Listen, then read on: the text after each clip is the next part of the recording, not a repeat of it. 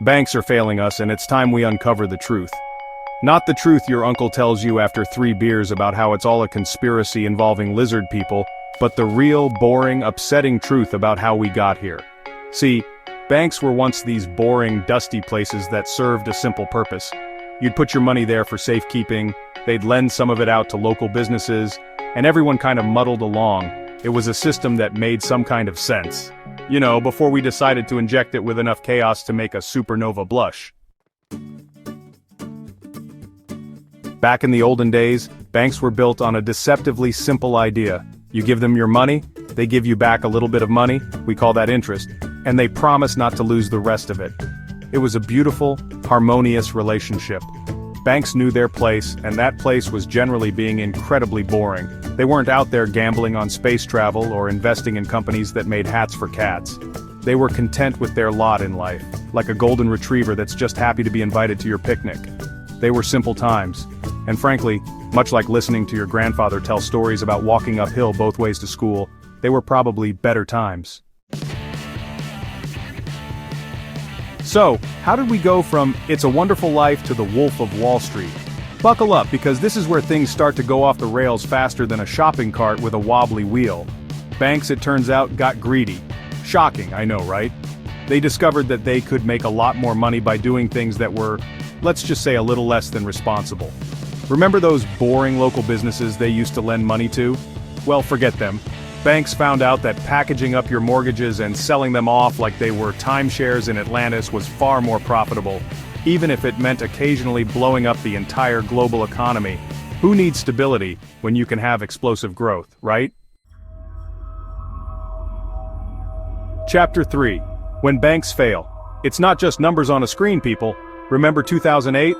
Yeah, that wasn't fun. Millions lost their jobs, their homes, and their dignity, all because banks couldn't resist the allure of a quick buck. But hey, at least those bankers got their bonuses, right? And this wasn't some isolated incident either. Banks have been failing with alarming regularity for decades, leaving a trail of economic devastation in their wake. But sure, let's keep giving them billions of dollars in bailouts and tax breaks. It's not like we need that money for things like healthcare, education, or, preventing the impending climate apocalypse. Chapter 4, Government Regulations. Because sometimes you need a babysitter for your bank. Now you might be thinking, surely there are rules in place to prevent this kind of reckless behavior. And you'd be right, there are. The problem is, they're about as effective as a chocolate fireguard. See, banks have this uncanny knack for finding loopholes in regulations the way a 5-year-old finds loopholes in bedtime. They hire armies of lobbyists, read people paid handsomely to bend the rules, to ensure that any new regulations are about as threatening as a wet paper bag. And when those regulations inevitably fail to prevent the next financial meltdown, who do you think gets called in to clean up the mess? That's right, the taxpayers. Because apparently, nothing says personal responsibility like socializing the losses and privatizing the profits. Chapter 5. It's time to take back our banks. No, seriously, this time we mean it. Look, I'm not an economist, and frankly I find the whole subject about as interesting as watching paint dry. But even I can see that something is fundamentally broken with our banking system. We've allowed banks to become too big to fail, too powerful to regulate, and frankly, too damn greedy for their own good.